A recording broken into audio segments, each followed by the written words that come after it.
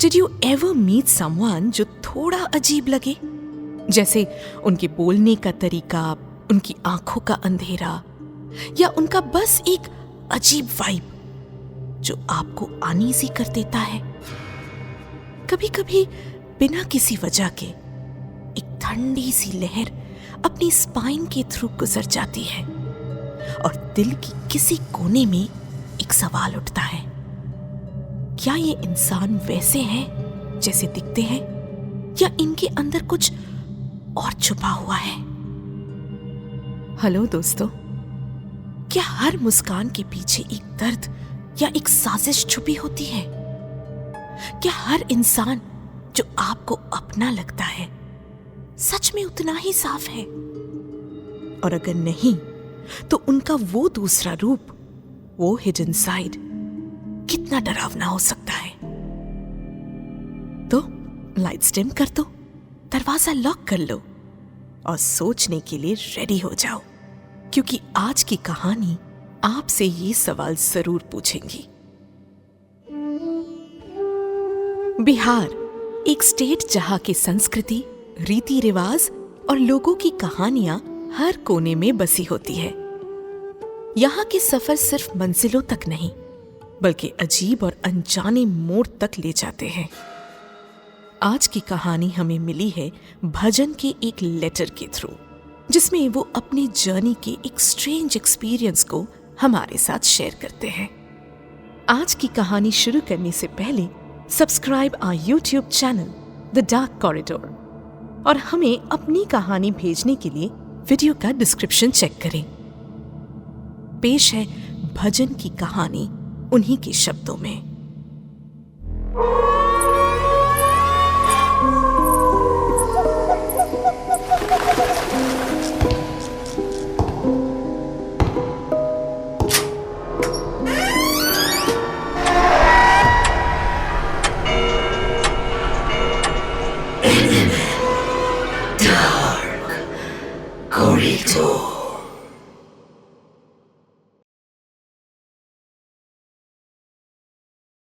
Dear dark corridor, मेरी जिंदगी बिल्कुल सिंपल है, जैसे अक्सर लोगों की होती है।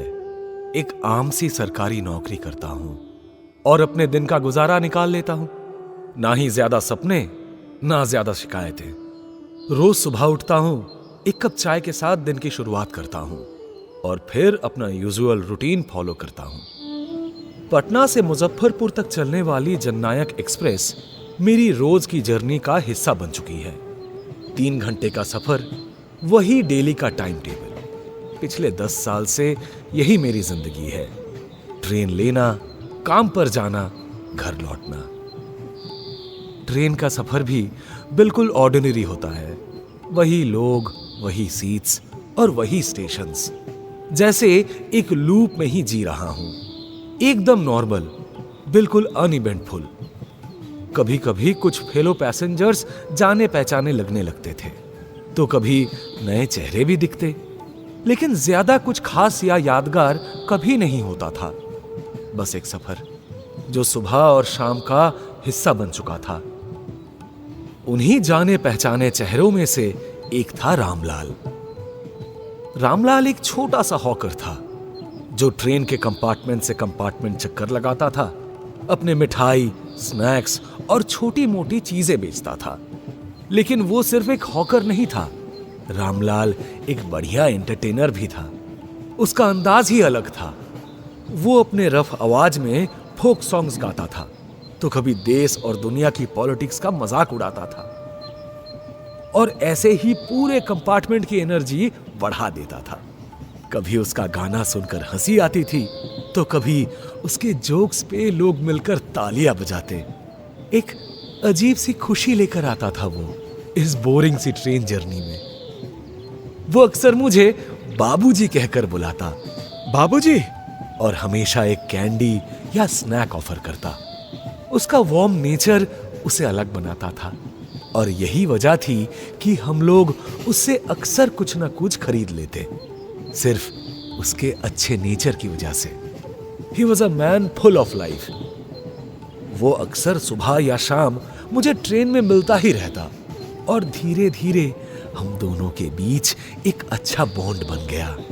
वो कभी पैसे के लिए जिद नहीं करता था। मैं जितना देता वो खुशी खुशी ले लेता, और अगर मेरे पास उस वक्त छुट्टे पैसे नहीं होते तो वो बिना कुछ कहे उधार लिख लेता। महीने के आखिर में मैं हमेशा उसका उधार चुका देता, और कभी कभी थोड़ा एक्स्ट्रा भी दे देता था। इस बार भी मैंने सोचा था कि महीने के आखिर में उसका पूरा पैसा दे दूंगा, जैसे हमेशा देता हूं। लेकिन पिछले कुछ महीनों से रामलाल और ट्रेन में दिखाई ही नहीं दिया। पता नहीं कहां गायब हो गया था। रोज की जर्नी में उसका ना होना अजीब लगता था, और कभी कभी सोचता था कि शायद उसने ये काम छोड़ दिया होगा, या कुछ और शुरू कर दिया होगा। लेकिन पिछले फ्राइडे मैं उससे फिर मिला। आपने जरूर कभी ऐसे लोग देखे होंगे जो बिल्कुल ड्रेन्ड लगते हैं, थके हारे, मायूस, तन्हाइयों में घिरे हुए और हर तरफ से बिखर चुके होते हैं। अब सोचिए, अगर कोई इंसान सालों तक उसी हालत में जीता रहे तो वो कैसा लगेगा। रामलाल भी ठीक वैसा ही लग रहा था उस रात। एक इंसान जो अपनी जिंदगी के बोझ तले पूरा बिखर चुका हो। मैं हाल ही में काम पर देर तक रुक रहा हूं। जॉब का प्रेशर बढ़ते जा रहा है और ओवरटाइम आइडियल नॉर्म बन चुका है। पिछले फ्राइडे को मैंने खुद को फिर से लास्ट लोकल पकड़कर घर जाते हुए पाया। जननायक एक्सप्रेस में देर रात की जर्नी से ज्यादातर लोग बचते हैं।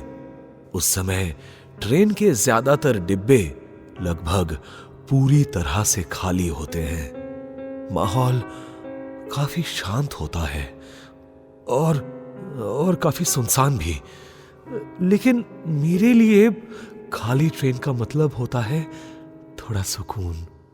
सर्दियों का मौसम शुरू हो चुका था और ऑफिस की थकान के बाद रात की ठंडी हवा सीट के पास से गुजरती थी तो मानो आंखों में नींद ले आती थी।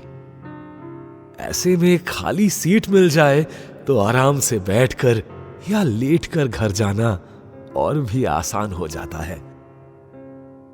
उस रात भी कुछ वैसा ही था।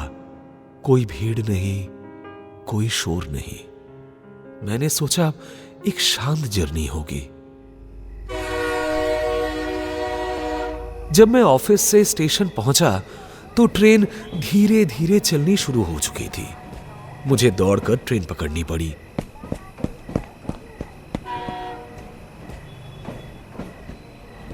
और मैं सेकंड लास्ट कंपार्टमेंट में चढ़ गया। वो कंपार्टमेंट बिल्कुल खाली था। सिर्फ एक आदमी दूसरी तरफ के गेट की ओर मुंह करके खड़ा था। मैंने उस पर ज्यादा ध्यान नहीं दिया और खिड़की के पास वाली सीट पर बैठ गया। खिड़की के बाहर अंधेरा था और सर्दियों की ठंडी हवा दरारों से अंदर आ रही थी, जो सब कुछ और भी ज्यादा ठंडा कर रही थी। हवा की सर्दी से बचने के लिए मैंने अपनी जैकेट थोड़ी और कस के लपेट ली और अपने कान ढकने के लिए एक टोपी पहन ली। मैं अपनी सीट पर अब कंफर्टेबल होकर धीरे धीरे ख्यालों की दुनिया में खोने ही लगा था कि अचानक मुझे पीछे से एक हल्की सी दूर से आती हुई बिल्कुल खोखली आवाज सुनाई दी। कैसे हो बाबूजी? मैंने चौंक कर पीछे देखा और वहां रामलाल खड़ा था। उसे देखकर मैं सहम गया। उसका हुलिया बिल्कुल बदल चुका था। कपड़े गंदे और फटे हुए थे। चेहरे और गर्दन पर एक गहरा निशान था और बाल बिल्कुल बिखरे हुए थे। उसकी आंखों में एक अजीब सी खामोशी थी और आंखों के नीचे बड़े बड़े काले निशान थे। उसका चेहरा पहले जैसा जिंदा दिल और मुस्कान भरा नहीं, बल्कि थका हारा और उदास लग रहा था। वो धीरे से आके मेरी सामने वाली सीट पर बैठ गया, लेकिन उसकी एनर्जी बिल्कुल खत्म सी लग रही थी। मुझे कुछ समझ नहीं आया, लेकिन हिम्मत करके मैंने पूछा, अरे रामलाल, कैसे हो? और ये क्या हाल बना लिया तुमने? कहां चले गए थे इतने दिनों से? रामलाल के चेहरे पर एक मुर्दा सी मुस्कान आ गई। धीरे से उस मुस्कान के पीछे छुपी उदासी के साथ उसने बस इतना कहा, जिंदगी तो रास्ते में ही खो गया बाबूजी। ये सुनकर मेरी उत्सुकता और भी ज्यादा बढ़ गई। मैंने उससे और पूछने की कोशिश की, क्योंकि सामने जो रामलाल बैठा था वो उस रामलाल से बिल्कुल अलग लग रहा था जिसे मैं पहले जानता था। वो पूरा बिखर चुका था। मैंने हल्का दबाव दिया, उसे समझने की कोशिश की कि आखिर वो क्या बात है जिसने उसे इतना बदल दिया है। उसने धीरे से अपनी कहानी सुनानी शुरू की। उसने बताया कि उसकी वाइफ को ब्रेस्ट कैंसर था और उसे बचाने के लिए उसने अपना सब कुछ खर्च कर दिया, एक एक पैसा, हर एक कोशिश, लेकिन कुछ काम नहीं आया। हम उसे बहुत प्यार करते थे बाबूजी। उसकी आवाज भर सी आई। उसे खोने का डर हमेशा रहता था और फिर वही हो गया जो हमने कभी सोचा भी नहीं था। अपनी पत्नी के बिना वो बिल्कुल अकेला पड़ गया था। उसका जीने का जुनून, उसकी मस्ती, उसका हॉकर वाला चेयरफुल अंदाज, सब कुछ उसके साथ चला गया। काम पर वापस तो आया, लेकिन जो रामलाल को लोग जानते थे वो अब नहीं था। उसकी अपीयरेंस बदल चुकी थी। चेहरा थका हुआ लग रहा था, आंखों में वो चमक भी नहीं थी। उसका चार्म जो लोगों को खुश करता था वो अब खत्म हो चुका था। लोग उससे अब सामान लेना भी छोड़ चुके थे। हर दिन का सफर एक जंग बन गया था और जिंदगी गुजारना और भी मुश्किल। ना घर जाने का मन करता था, ना कोई पैसा था हमारे पास। उसकी बात ने ट्रेन के उस खाली कंपार्टमेंट को एक अजीब सी उदासी से भर दिया। फिर उसकी आवाज हल्की सी टूटने लगी। रामलाल ने अपनी दर्द भरी आवाज में कहा, हमारी पत्नी तो हमारी घर की लक्ष्मी थी बाबूजी। सब कुछ ठीक था, सब कुछ अच्छा ही चल रहा था, जब तक वो छोड़ के नहीं गई। और अब पेट भर के खाने को भी नसीब नहीं हो रहा है। वो अपनी कहानी सुनाता जा रहा था और मैं उसकी हालत सोचकर कांप सा गया। ट्रेन की वो ठंडी हवा और उसकी बात, दोनों ही मुझे अंदर तक चुभ रही थी। उसका दर्द मेरी आंखों के सामने था। मुझे उसके लिए बहुत बुरा लग रहा था। मैंने तुरंत अपना पर्स निकाला, सोचा उसका उधार चुका दूं और कुछ एक्स्ट्रा भी दे दूं, लेकिन रामलाल ने मेरे हाथों को पकड़कर मुझे रोक दिया। उसकी आंखों में आंसुओं के साथ एक अजीब सी शांति भी थी, जैसे अब वो कुछ चाहने के लायक नहीं रहा हो। उसने धीरे से कहा, रहने दीजिए बाबूजी। उसकी आवाज अब भी थकावट और दर्द से भरी हुई थी। उसने मेरी तरफ देखा और कहा, बाबूजी, हमारी कहानी पूरी तो सुन लीजिए। रामलाल अपनी कहानी सुना रहा था और मैं उसकी बातों में खो गया। उस दिन सब कुछ वैसा ही था जैसा हमेशा होता था। दिन भर ट्रेन में इधर उधर घूम के सामान बेच रहा था। 2-3 दिन से कुछ खाया नहीं था और शायद इसी वजह से बहुत कमजोरी हो रही थी। रात को यहीं से आखिरी ट्रेन पकड़ा था। आखिर का कुछ कमरा रहा होगा। दरवाजे पर खड़ा था, इसलिए ठंडी हवा चेहरे पर आ रही थी। थकान इतनी थी कि आंखें अपने आप बंद होने लगी। गेट के पास खड़ा रहना खतरनाक है, ये तो मुझे पता है, पर उस वक्त ठंडी हवा और नींद दोनों को संभालना मुश्किल हो रहा था। धीरे धीरे आंखें झुकी और मैं वहीं दरवाजे के पास झुल गया। रामलाल की आवाज और धीमी हो गई, जैसे हर शब्द उसके अंदर के दर्द को और गहरा कर रहा हो।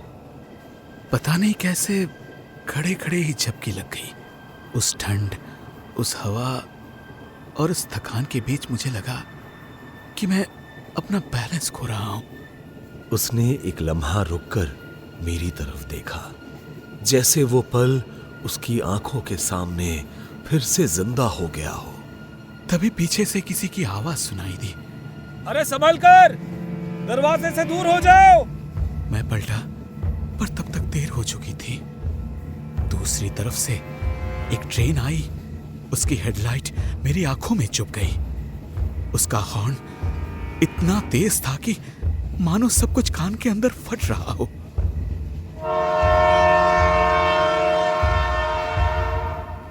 और फिर मेरा पैर फिसल गया।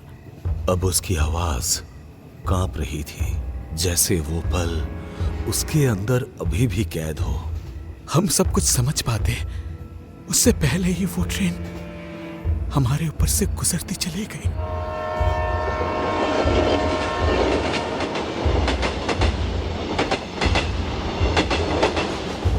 एक पल के लिए सब कुछ रोशनी से भर गया और फिर अंधेरा, बस अंधेरा। वो चुप हो गया, जैसे उस अंधेरे ने उसे एक बार फिर अपने अंदर खींच लिया हो। एक पल के लिए मुझे लगा, क्या मैं सपना देख रहा हूं? कंपार्टमेंट इतना ठंडा क्यों लग रहा है? लाइट्स बार बार क्यों फ्लिकर कर रही हैं? मेरे मन में एक अजीब सा सवाल घूम रहा था। मैंने अपनी आंखों को रगड़ा, जैसे खुद को सपने से जगाने की कोशिश कर रहा हूं।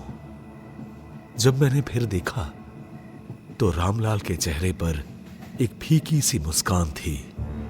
मैंने उसे घूर कर देखा। मेरा दिल जोरों से धड़कने लगा। रामलाल, अगर तुम मर चुके हो तो तुम मेरे सामने कैसे बैठे हो? मैंने डर को छुपाने के लिए जोर से हंसने की कोशिश की और कहा, तुम्हारे मजाक की टाइमिंग बहुत खराब है रामलाल। रामलाल फिर से मुस्कुराने लगा, वही फीकी उदास मुस्कान, और धीरे से बोला, हाँ बाबूजी, आप अकेले बैठे थे तो सोचा थोड़ा मजाक कर लूं। आप सो जाइए, आपका स्टेशन आने पर हम आपको जगा देंगे। मैंने सोने की कोशिश की, लेकिन रामलाल की बातें कानों में तब भी बज रही थी। पता नहीं कब मेरी आंख लग गई और मैं सो गया। फिर अचानक ट्रेन के हॉर्न की जोर आवाज से मेरी आंख खुल गई। ट्रेन स्टेशन में घुस रही थी और रामलाल गायब था। मैंने सोचा शायद वो किसी और कंपार्टमेंट में चला गया होगा। मैं अगले और पिछले कंपार्टमेंट्स में जाकर चेक करने लगा, लेकिन उसका कोई पता नहीं चला। ये बात समझ से बाहर थी। जिस स्टेशन से मैं चढ़ा था और अपने डेस्टिनेशन के बीच कोई भी स्टॉपेज नहीं था, तो बिना मेरे देखे वो ट्रेन से उतरा कैसे? अगले सोमवार ट्रेन में अपने रेगुलर पैसेंजर के साथ बैठकर मैंने रामलाल की बात छेड़ दी। मैंने उन्हें बताया कि कैसे वो मुझे उस रात ट्रेन में मिला था और फिर अचानक गायब हो गया। वो एक पल के लिए चुप रहा, जैसे उस बात को तोल रहा हो, और फिर अचानक बोला, आपको नहीं पता, रामलाल मर चुका है पिछले महीने ही। मुझे एकदम से झटका लगा। मैंने उससे पूछा, क्या? कैसे? उसने मुझे रामलाल की मौत की कहानी सुनाई कि कैसे वो दरवाजे के पास खड़ा था और नींद के मारे अपना बैलेंस खो बैठा, ट्रेन से गिरा और दूसरी तरफ से आती हुई ट्रेन उसके गले के ऊपर से गुजर गई।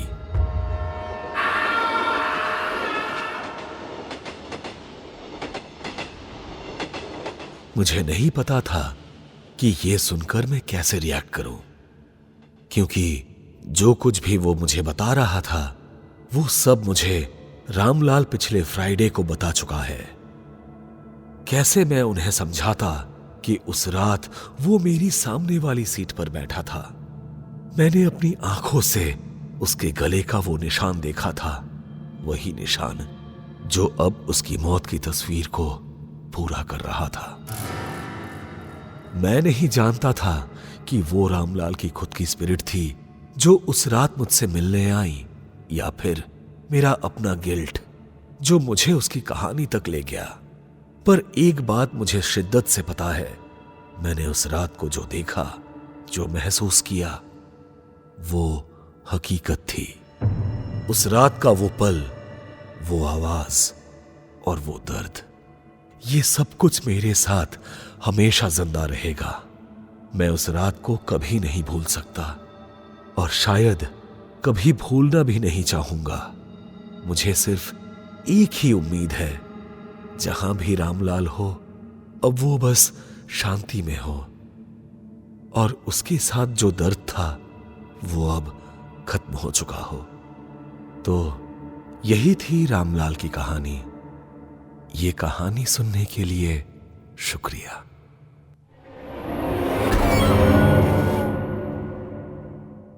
Thank you, Bhajan, for sharing this deeply moving story with us. सच बोलूं, ये कहानी पढ़ के एक अजीब सी हैवीनेस महसूस हो रही है। कभी कभी लगता है जो लोग हमें छोड़कर चले जाते हैं वो शायद पूरी तरह से कभी नहीं जाते। वो उन जगहों से जुड़े रहते हैं जिनसे वो प्यार करते थे। रामलाल की कहानी, उनकी मुस्कान और उनका चार्म, ये सब सोचकर लगता है कि लाइफ कितनी अनप्रेडिक्टेबल हो सकती है। फॉर दोज लिसनिंग, उनके लिए एक बात, ये कहानी एक रिमाइंडर है कि हमें अपने आसपास के लोगों को समझने की, उनका दर्द देखने की, उनका दर्द महसूस करने की जरूरत है। हर एक इंसान अपने स्ट्रगल्स और डिफिकल्टीज के साथ जी रहा होता है और हम कभी नहीं जानते कि एक जाना पहचाना चेहरा एक दिन हमारी जिंदगी से कैसे गायब हो जाए या किस तरह से वापस आए। That's all for tonight. अगर आपके पास भी ऐसी eerie एक्सपीरियंसेस की स्टोरीज हैं या आपके साथ कुछ ऐसा हुआ है जो समझ से परे है, तो please share it with us on the dark corridor, a place where stories whisper in the shadows, waiting to be heard.